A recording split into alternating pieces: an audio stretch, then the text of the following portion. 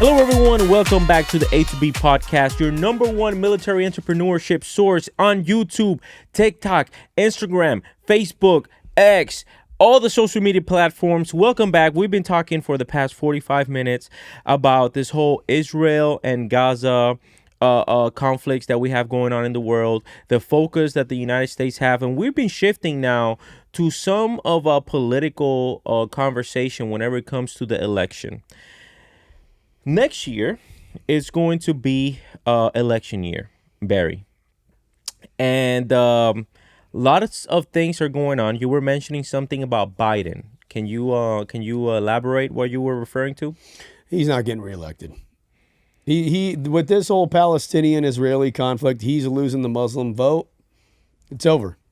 You think? There's So no way. who's going to replace him? Michelle Obama? She's the one Democrat I think could beat Trump. Gavin Newsom could have a shot. I think Gavin Newsom has been doing some rounds. I think he could. I think there's a lot of people that like him. Yeah. What do you? How do you as a Californian, and you've obviously been living in California the majority of your life. You're from here as well. Yep. How do you feel? How do you truly feel about Gavin Newsom? I don't like him. You don't like him. Why? No. His policies don't work. They straight up don't work. Who do they work for? People who are really poor and people who are really rich. Exactly. People who are illegal immigrants, and that's about it. Yeah. The middle class is getting choked out of California.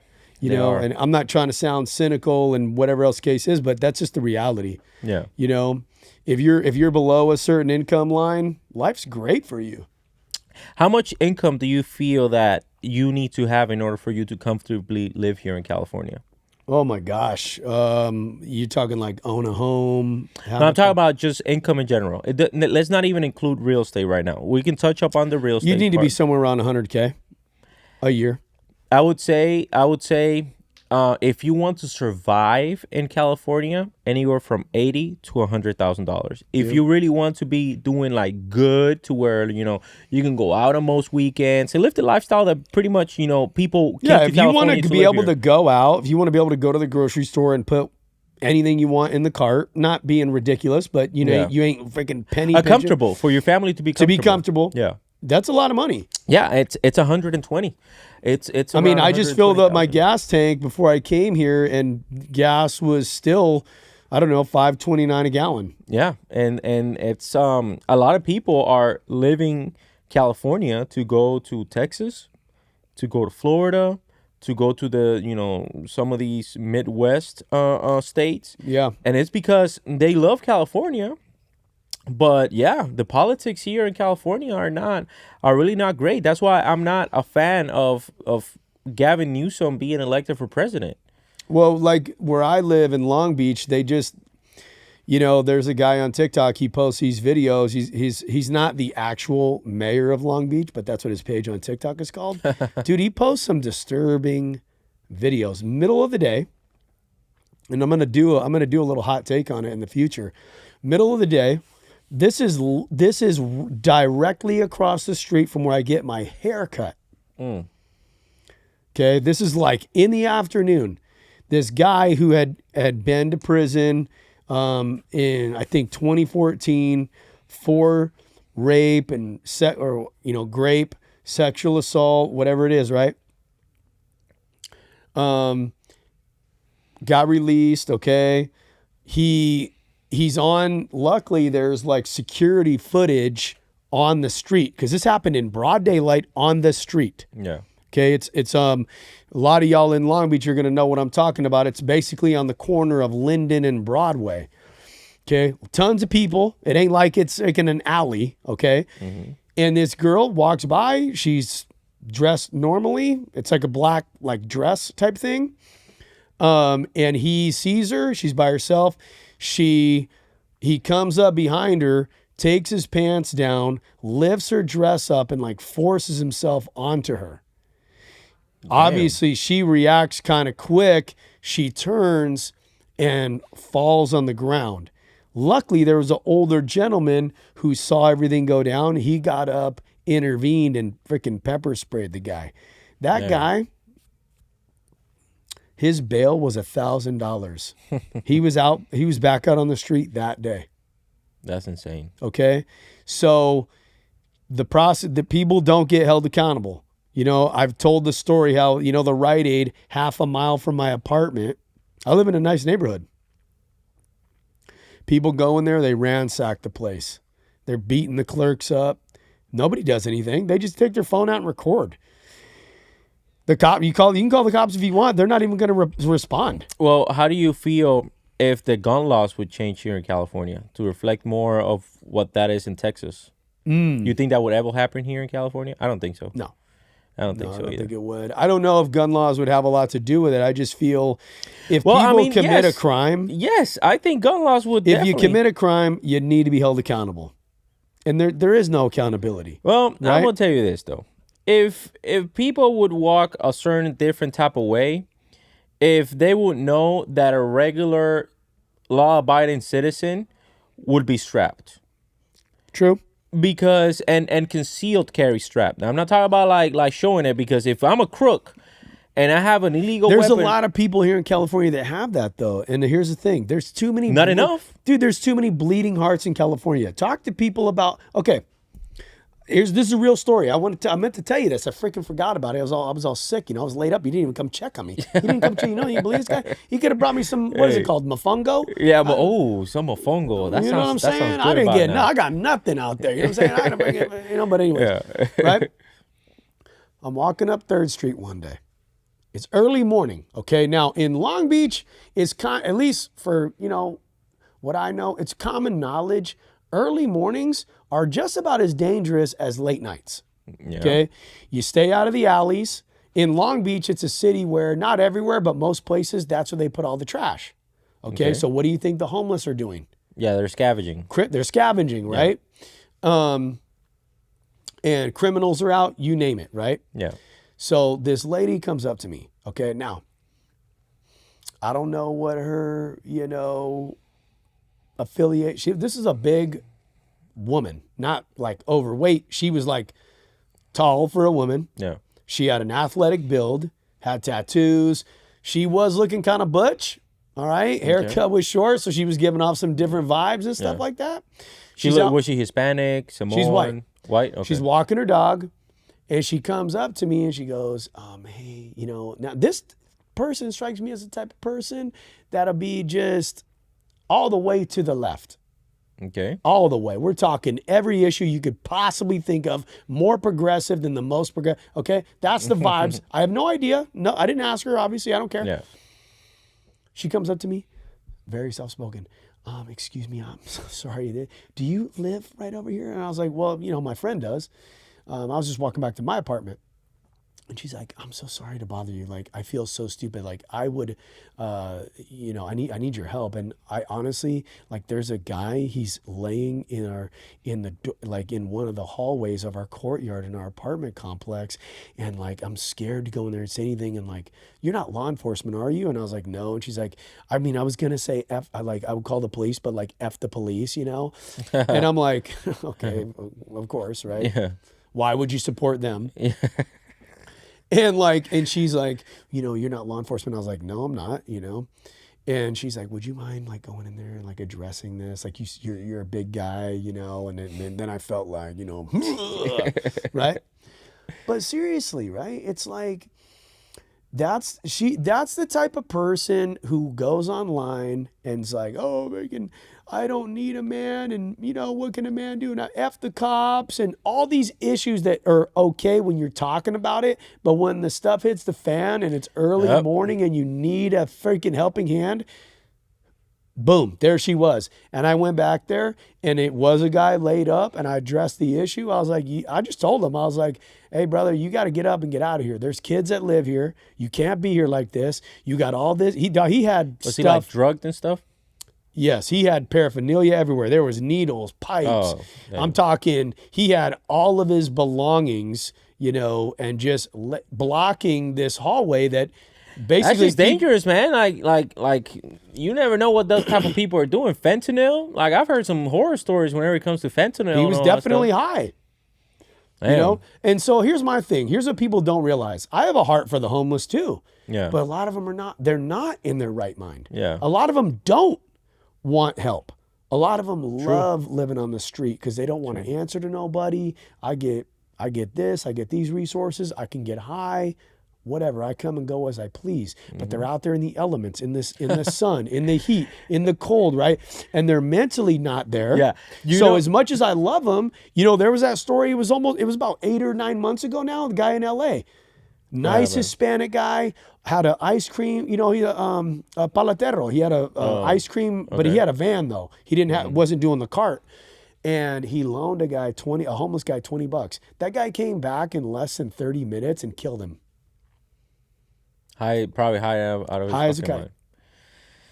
You know the crazy part is, you know what the Alaska governor said? What's that? That for the winter they were gonna send all the Alaskan homeless people. They were gonna pay for a one-way ticket to California. I'm not even kidding. Here's what people don't know about California is that we account for over a third of the nation's homeless. Yeah. Because we make it so easy here. Yesterday my wife and I were in Oceanside, and mind you, we live in Riverside County. But yesterday we were in Oceanside, and homeless person every other red light, about to cross, and we were like, well, this is Oceanside. Welcome back to Oceanside. Well, because it's sad. You're a normal guy. I'm a normal guy, right? We're obviously extremely handsome, and that's like not easy to deal with every day. But exactly. Still. It's because we're Marines. So Hell yeah. That's, the sex appeal and stuff. But no, we are sane. We are like normal. We've eaten. We've like slept, all that, whatever, right? Normal people stuff. And we're looking at, and too many people look at homeless that way. They have these bleeding hearts. Oh my gosh, I feel so bad for them. Yes, I feel bad for them. But those can be, not always, very dangerous people. Yeah. Extremely dangerous. Okay. And you need to be aware of your surroundings. Just like that lady I told the story about, and that guy runs up on her. Yeah, Would he have done that if that was a guy? Hell would he have done no. that if he knew, and this is my point earlier, if he knew that he could have gotten his ass shot? Absolutely not. And that's why, I mean, because you got to think about it. It's stupid to have gun control, because you think about where are some of the states that have some of the most stringent gun control. It's California. California, Chicago, New York, all of these that has but guess what? The crime rates are also the highest, because crooks and people that want to do illegal shit, they're gonna find their ways in order for them to do illegal shit. They don't care. They're not gonna get that shit. They're not gonna get the right permits in order for them to do the right thing. And then we have these politicians. Well, what'd you think about the guy who, the active shooter in Maine? White guy, Army National Guard, mental issues. And he got 40. What was he? 40? I don't remember. Yeah, he was, but he was found dead. He did. They did find him dead. Yeah, but he he went to multiple locations. One of them was like a bowling alley. Yeah. He's got an assault rifle. What do you think about that? Is it like, what about the people who are like, well, hey, Albert, look, do we really need an assault rifle? I think whichever type of way that's protected under the Second Amendment, whatever you feel is the right weapon in order for you to protect your Second Amendment rights. Whether that will be some people, I don't feel that I need a machine gun or I need an assault rifle in order for me to protect myself. But that's because I'm well educated and well versed in weapons. Some people might be like, oh, I don't know how to shoot that well, so I just pray and pray. I don't know. It's whatever it is that you feel that will protect you and your family. Well, here's the thing that pisses me off about some of these things, right? A lot of these people are pretty clearly saying what they're going to do, but people aren't taking them serious. It's like when I was in the military, and I'd always have a leader, and they'd be like, "Oh yeah, he said he wants to kill himself, but he just doesn't want to go to PT tomorrow." I'd be like, "What's your problem, man? How the hell do you know that? Are you a doctor?" Yeah. No, you're not. I don't care if 9 out of 10 service members are lying about wanting to, unalive themselves. I don't care. You treat every one of them the same. You treat them all seriously. You get them all the help they need because you're not a doctor. You're not a physician, right? And a lot of times I would have to work my way through that when I would be getting these phone calls late at night. Oh yeah, this happened and that happened. And the service member, is trying to unalive themselves. Well, we don't know that. What we know, report what you know. Yeah. The service member ate a bunch of pills or they tried to cut themselves. Yeah. Just because someone cuts himself doesn't mean they were trying to unalive themselves. And I've had that happen. And you run up false information. But my point is, I don't want to get off track. Yeah. My point is, take it all seriously. And in a lot of these active shooters, people are laying out, this is what I'm going to do. And they got family and friends that are just like, oh yeah, he's not serious. Yeah. But it's really hard. And I'm going to tell you this. It's really hard to predict that type of stuff. Mm-hmm. It's like when somebody's really gonna do, is really gonna unalive themselves. The people that are really gonna do it, they're not gonna give that many signs. They might give like a hint or two. They're not gonna go out there and actively tell someone, hey, I'm gonna do this. That's the hard part. Now, the problem is that how do we kill an idea? Have you ever thought about that? No, what do you mean? How do we kill an idea? When somebody has this idea of doing something nefarious like that, of going out... Unaliving themselves? Oh, you're talking about active shooter. No, everything. Unaliving themselves, going out and, going to schools and shooting up schools or going out and doing, bombings or becoming terrorists even, Like, how do you kill an idea? How do you kill an ideology? Well, it's about focus. Well, it's about focus when it comes to things like unaliving yourself. What I tell people is, where's your focus? Okay, I will almost guarantee that it's on your depression. Okay, and people will make things like that we feel, they will make it such a large part of their identity. And here's how I know. And if you're out there, you're watching this, I want you to do this. Okay. A little exercise, right? Close your eyes. I'm going to have you open your eyes here in 5 seconds, okay? When you open your eyes, I want you to look around the room and find everything that's brown, okay? I'm going to have you open your eyes in a second, not yet. You're looking for everything that's brown, okay? In 3, 2, 1, open your eyes. 5, 4, 3, 2, 1, close them. Now, what did you see that was red? One thing. But it's because I know too, the mug. Right. Open the your inside eyes. of the mug. Right. But most people, if it's a room you've never been in, there's every item in the room is unfamiliar. You're not gonna have seen anything red. Why?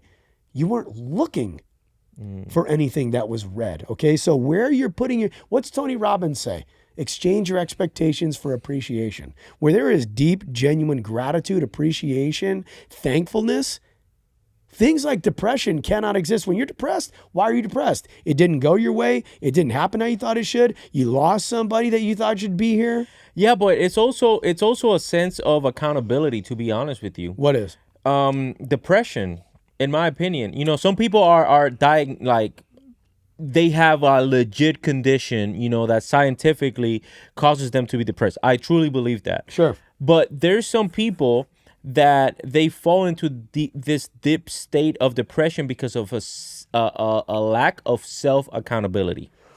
They keep blaming the outside resources for the things that are happening around their life. You're talking about victim mentality? The victim mentality, yes. There is definitely, I think that's present in most of those people. Yeah, that's what I'm saying. So it's a lack of self-accountability. Right, because I'm focused on what I'm not getting. Focusing on what not getting or what other people did or treated you like, instead of how you reacted and the things, because you cannot control the outside things that happen in your life. What you have 100% control of is the things that you can influence. It's the things that you can touch. This happens a lot in the military, actually. A service member comes up to me. Oh, I'm depressed. Usually they're like the PFCs and Lance Corporal. Whenever, actually, this time of year comes around, it's the holiday season. It's like the first time. This is the highest of highs for a lot of people and the lowest of lows for a lot It's like it's the way. Your service members, they shouldn't freaking be in the barracks on Thanksgiving or Christmas. Yeah. So what happens is this is the first Christmas or first Thanksgiving ever away from their family or away from their girlfriend, away from their loved ones. Yeah. And they come up to me, the press, like, oh, Gunny, I can't, afford a plane ticket because I went RA and then now I don't have leave or the money. I'm like, okay, cool. Can you, or they tell me, oh, well, my mom is going through this thing and with my father-in-law, or not with my father-in-law, I'm sorry, with my, stepdad or my father or my sister's going through this, whatever life situation it is. And I tell them, like, brother, can you control that? Yeah. Do you have an actual control? You may have influence over it, but how much influence do you really have being here in California? You're letting that affect you into something that you have zero control over. Because people don't understand the concept of acceptance. You ask people all the time, how you doing? And what do they say? Or how's life? It is what it is. Yeah. Is it really though? Because you sound like you're trying to fight it. Yeah. Right? Or they'll say this one too. I'll go, hey, how you doing? I'm taking it one day at a time. Mm-hmm. Really? Because sounds like you're carrying a bunch of stuff from, yesterday and you're worried about tomorrow. So you're at least trying to live 3 days at once. So just if you want to tell you're taking it one day at a time, I'm going to call you a liar. Yeah. And that's what I think that's what you're kind of touching on, right? Yeah. Like accept, what is it? What does God say, right? Accept the things you cannot change the things you can. Mm-hmm. And this, I think this goes, I didn't say like it. And I didn't say like the things. Yeah, and I think this goes back to absolutely everything that I think we've talked about in this podcast. Because, everyone is always so focused on the impacts that the macro level of things is going to have in their life. And in reality, what you really need to focus is on your slice of the pie. I always say your success, your happiness, your joy, it's got a lot more to do with what's going on in your house than it does the White House. Yes. And that is so important for us to understand, because regardless of what's happening in the exterior, you are the one that controls the interior of your household. Yeah. And as soon as you understand that, you'll see that everything else is just going to be white noise, and you're going to be able to focus better. Because let me put you an example. What's going on right now in the real estate industry? Yeah. I don't know if you heard, but the National Association of Realtors actually just got sued for like $1.37 billion. Wow. And then it can go all the way up to like $5.5 billion. Okay. Whoa. And that's just one of the lawsuits. There's another lawsuit coming that's going to be for $40 billion. A lot of people are saying right now, oh, well, this is the end of the real estate market. Or this is the end of the real estate agent. That's what they're saying. There's not going to be a need for realtors. But guess what, guys? There's been companies, Redfin, Zillow, Truly, like all these companies that have been trying to get rid of the real estate agent for years, not having to be successful. You know why? Because people want to feel that intimacy. They do.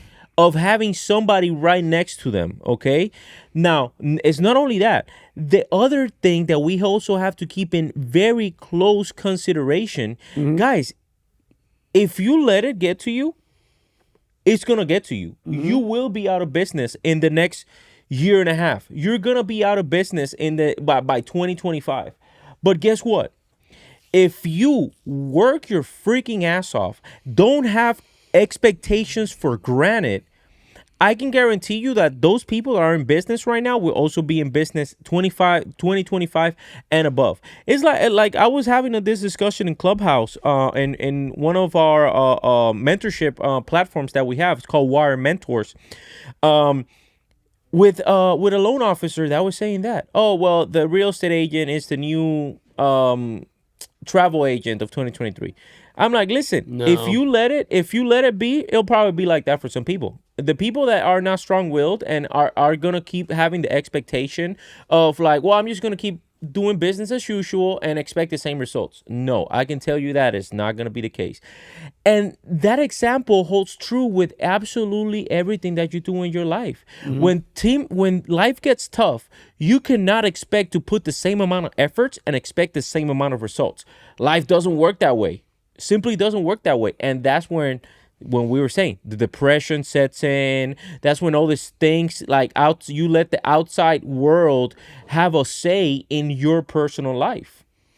I think people get depressed because the first thing that they start to fail at is being good at being themselves. They start to decline in that area. Okay. And I'm going to tell you, y'all fact check me on this one. That's why I'm big on fitness. There is literally nothing more potent that you can put in or do for your body than exercise. It doesn't exist. Yeah. There is no pill. There is no shot. There is no drink. It doesn't exist. It's exercise. There is nothing more potent that you can do. Hey, dude, I think I just was looking at a study the other day. I think you reduce your risk of death by over 40% if you walk 2.5 hours per week. Not per day. Per week. Damn, that's crazy. And then you add like another 20 something percent to that by exercising 11 minutes a day. Not even like super intense. Wow. You know? So like start with exercising, but you got to be good at being yourself. I see all these people, they come online, they get on social media, they're over here, I'm so valuable and I know my worth. Really? Because your actions say you're full of it. Yeah. Right? I put this in my notes the other day, man. You want to get good at being yourself? This is what you do. Set a time to get up at that time. Set a time to eat at that time. Set a time to train at that time. Set a time to go to bed at that time. Mm-hmm. When you set a time and you don't do it, right, you're going to feel that. Why? Because you're experiencing all these small defeats. Mm-hmm. And in the end, what message are you telling you? You're telling yourself, I'm really not that important to myself. If my boss tells me how high to jump, oh my gosh, I'm going to jump. My kids, my wife, my husband, with this, my that. You tell yourself, though, you flake. Do what you say you're going to do. And don't take the safe way out and don't establish a goal. Don't take the safe way out and go, well, I'm not going to set a time then. Wrong, dude. Wrong. It's so simple, dude. All you got to do, exercise, eat right, pray and meditate, get into therapy. Yeah. And drink your water, get a good night's sleep. You do those 6 things consistently, message me. Do those things consistently for 30 days, 14 days. Cut out the sugar, by the way. No sugar. Do all 6 of those things. 14 days. I want you to message me what changes you've experienced in your life. Because you're going to lose weight. You're going to have more. I'm sorry. Yeah. So I think it's important that you're touching on that. Because an area that it's going to be affected, or it really gets affected here in the United States, is relationships. Oh my gosh. So, and the reason why I say that is because people, and I don't want to. What do you mean relationships? Like romantic, obviously. Like romantic relationships, yes. A lot of people think that relationships are 50-50. No. It's not. It's 100 and 100. And one of the biggest things that I see in the sphere of influence that I have is that they get married. A person gets married to make another person more happy. And what happens is that person might be at 100% while the other might be at 50. And that 100% is getting drained because they're putting in more effort than what that person is actually capable of. I see that so much. Well, because I think reciprocation is important, but we shouldn't be doing things with the expectation that I'm going to get something in return. But I want to reiterate, I think reciprocation is a reasonable expectation in a relationship. I think it's reasonable to expect reciprocation, but you shouldn't be going out there doing things because I did it for you, so you should do it for me. Wrong. This is what I see a lot. It's specifically, obviously, we are centered around, military families and all that stuff. This is what I see a lot. Young buck gets married and with his girlfriend that is in college. Or in like first or second year of college. Yeah. And then all of a sudden what happens is they be like, baby, I miss you so much. Please go ahead and come and live with me. Marry me. They get married. I love you, right? They end up getting married On a Friday. and then now, right after your libo brief. I love you. and then now, what happens is that person left college. Has absolutely nothing, no plan besides simply be there for that other person. Isn't there a word for that? What's the word? Starts with a D. Dependa? Was that? Oh, dependa. Okay. Jose got it. Okay, he got it. So the problem is that what happens with that is Speaking of which, you've been putting some funny stuff on social media. Yeah. The staff sergeant's wife at the ball. Yeah. Oh, that was funny. If you guys haven't checked that out, go to my TikTok and check it out. Yeah, man. I've been trying to make fun of everybody equally. Yeah. But also so that way we can start raising, gives us some topical conversations based on the comments that I get on those things. Yeah. But yeah, man, like I see it a lot. And then what happens is there's a lot of resentment starts to come in. I gave up my life for you. And then you're not reciprocating that. Well, a lot of young spouses, of course, it's mostly women, they have no idea what they're even entitled to. Like, they don't know they get an ID card, they can come on base, like all this stuff. But it's not only that, it's that, ladies, I will tell you this right now, and I'm probably going to be the most honest with you, right? Your man right now that is telling you that hasn't really accomplished much besides getting their name of United States Marine or United States soldier or airman or whatever, if they've been anywhere past their first enlistment inside of the military, they don't really know much about what's going on right now. Shit, if you ask them about, what's going on right now with Israel, they don't even know what's going on. They don't even know what time they're getting off of work. Let alone, do you think they're really gonna know what the hell's going on with Israel? Come on now, let's be real. What I'm trying to say is, your man is telling you that they want to be with you. He's not lying to you, okay? The problem is that he is severely underestimating the amount of work that he really needs to put in order for him to be successful in his career. And what happens is you're going to go to a place, and unless you, not your man, has a plan in order for you to implement and you be happy, whether you're with your man or you're not with your man, your relationship is going to suffer. And I think that is the reason why there's so many divorces, because spouses don't have a plan whenever besides, I'm going to be with the love of my life. So I looked it up right here. Look, check it out. 10 benefits you get as a military spouse. Number 1, military pay and allowances, right? So you're going to get the BAH. That's common. Pretty much everybody knows that. You're going to get educational benefits as well, though, right? You have access or potentially to your spouse's GI Bill. Yeah. And your children, if you have them. Hiring preference. Number 3, hiring preference. A lot of people don't know that. Yeah. Number 4, healthcare insurance. You're going to be part of your spouse's TRICARE, but they got to add you. You have to be added in the system called DEERS. There's going to be travel opportunities, right? So if your spouse gets stationed somewhere else, guess what? You're going with them. Yeah. You don't have to, but okay. Military, number 6, military recreation benefits. So military welfare, recreation programs, facilities like gyms, bowling alleys, all that stuff. You got community support, number 7. Number 8, military discounts. Who doesn't love that? Oh, yeah. Number 9, marriage, counseling, and family support. At no cost. Base, at no cost. Every base has them. Number 10, standing next to your hero. I love that one. But yeah, so what entitlements do they get, right? Like I said, healthcare, access to base facilities, educational assistance, hiring preference. This thing goes on and on and on. I got this off of courtly.com. So probably not the best website. Yeah, probably not the website. If you're looking in there, there's something wrong. Yeah. But yeah. But a lot of spouses don't know that. So if you're younger, you're out there. I would have spouses call me all the time as a senior enlisted guy, like, I can't get on base and I don't know what to do and I ain't heard from RJ in a month. And by the way, guys, if you have a girlfriend and she lives in base housing, she's not yours. Wrong answer. She is yours. That's what I always used to tell my... Cheers. Yeah, that's what I always used to tell my guys. That's what I always used to tell my people. I always used to tell my people, listen, if you're in base housing, there's definitely a problem with that, okay? If there's a pair of boots that are not yours in there, watch out. But I'm gonna tell you this, man, like, to kind of summarize and wrap this up. It is your them responsibility for your own happiness and everything that happens on it. It's important to talk and be aware of the bigger issues that are going on in the world, whether it'll be with Gaza, whether it'll be with Israel, whoever it is that you actually stand with, Ukraine, you name it. All the things that we have actually talked about throughout this entire podcast.